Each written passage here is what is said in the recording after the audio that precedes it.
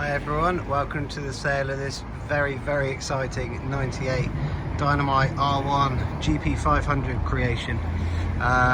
This is going to be a longer video, guys, so I'm really going to give you a good walk around and show you all the history on this and tell you everything about it. But in a nutshell, 98 R1 on an R-Edge. Obviously most of you will know that we used to do the Dynomite under-seat exhaust pipe conversions and put them out underneath the seat. This bike originally was spec'd up to an SPS spec, very early bike. I can't remember what number it is because it had a full rebuild around about 2005, I think it was. We basically, a customer of mine's got about 4 or 5 of our bikes, and this is his bike, and it had a few marks and bits and pieces on it when it was in the blue and white SPS trim, and he decided to throw some more money at it and build it up. So the SPSs were about 16,200, I think, at the time, and then what happened was in 02-03, when they brought out the 5PW R1, we actually made full carbon fibre fairings for the 02-03 R1. We never did it for the 4XV and the 5JJ, so I genuinely don't think we did it to any other bike. There might have been one other one, but we did a full 02-03 upgrade onto a 98 bike here. So obviously this was ground up built again. Frame was obviously powder coated into black. There's a £2,500 Metmachek single-sided swing and arm there. It's got a pair of Oz racing wheels. It's Öhlins rear shock. The pipe conversion was 1600 quid at the time, and then yeah, it was about, I think it's £4,500 the carbon kit. This is all pre-preg carbon fibre. Again, do your homework if you sort of don't know too much about carbon, but this is the real deal, guys. That's a twill weave, pre-preg carbon, and we didn't sell many of these because they cost so much money. I mean, that's £4,500 for a fairing kit. Problem with pre-preg is you can't really work with it much as opposed to a wet lay, so there's a lot of wastage, and to get them absolutely spot on, we were really anal with our carbon back in the day, even down to making sure that the weaves were matching up at sort of 90 degrees and stuff. It's just what we sort of took pride in doing, and then rebranded it up at 095 limited edition Dynomite R1. So it's got, and this is a bit from memory, I think from memory the front headlight bracket had to be changed to an 02, but we modified it. My father would probably be able to comment further if he was working. He's retired now. So they're proper 02, 03 R1 headlights with the indicator conversion. The indicators are built up into the headlights, and then of course all the fairing is done into all carbon. The lovely thing about this bike is the owner came up with this great idea, because we didn't make the fuel tank. We actually did one in carbon, but it was unsuccessful really. So this is our stealth tank. That was £1,000 anyway. That's obviously got the air ducts built into it and a wider sort of knee area here. We sold about 25 of these worldwide, so that's our Dynomite stealth tank on there. But because this is all done in the anthracite sort of graphite metallic grey that you can see, what we've done is we introduced some paint on the full carbon nose cone, and then when DF Bike Paints did it for us, they just airbrushed it and faded it down into the carbon. So you had the carbon going up into the paint, and that just really made the sort of painted tank fit into the scheme.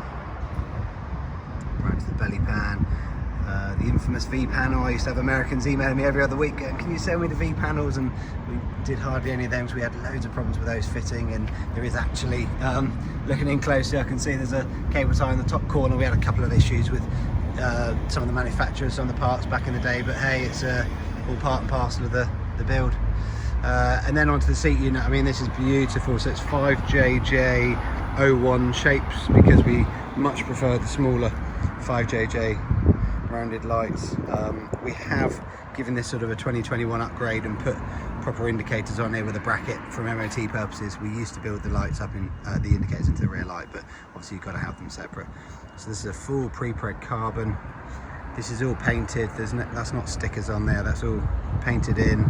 We did the custom inlay vents up into the top, and then again you can see with the paintwork that was faded down, airbrushed into the grey, and then you've got the vents that sit in behind the Alcantara covered seat.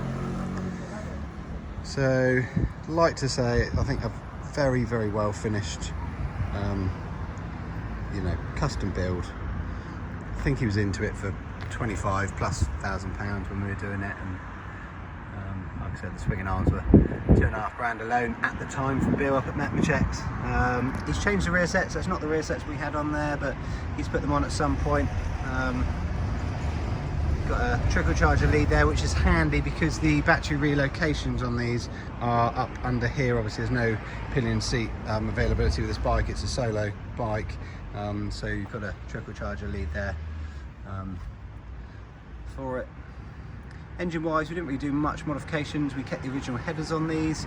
Probably it was dyno jetted at the time. I haven't got definite concrete evidence, but almost every one of our pike conversions we did a stage 1 dyno jet tune onto. That really cool front end. The Oz wheels mated into the Behringer quad brakes. So these were £2,000 back in about 20 years ago now it was, which is amazing. Very clever setup. Central double-sided pad, and then the outer pad sort of moved in and they allow the floating disc to come across. Only visor on the MOT, well, I think we've got two. The exhaust slightly noisy, which we always used to put to cover ourselves. The discs are starting to show a little bit of wear. I mean, you will get this sort of surface corrosion on them when you ride it. It cleans straight up. Just starting to show a little bit of warping. Certainly nothing to trouble the MOT, but it is something we just picked up on. Not available anymore, the discs, but if it came to it in the future, because I'm sure someone will be wondering, there's a couple of companies that can sort of straighten up discs, so you know, it's just something to consider over the next 5 years, perhaps £100 or a couple £100 tops invested into something like that. The mirrors, I do remember when we built it, we sourced these for him. They stopped making them. That's an Avia Compositi Italian carbon mirror. I think it come off of one of his other bikes. This has got a little mark on that inner edge there. I'm sure we pinched them off one of his other Dynomite R1s to finish off this creation, because that company went bust, I remember, around about 2000. So it was only a couple of years that we actually managed to get those lovely mirrors. I think they look absolutely beautiful. I still maintain they're the best looking mirrors that are out on the market. And he's put a steering damper on there as well. It's a slightly ill-fitted offset sort of sideways steering damper. It's not one that we would have had on the bike. Not sure on the history behind that, but anyway, it's nice to have it on there. It's 19,000 miles.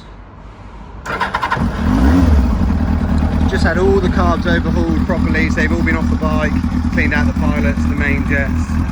It's had a brand new rear tyre put onto it. It's had a new fork seal as well. It's just had sort of £500 put into it to you know, prep it, get it ready for sale. It's a rare bike. This is certainly in our top 5 best creations.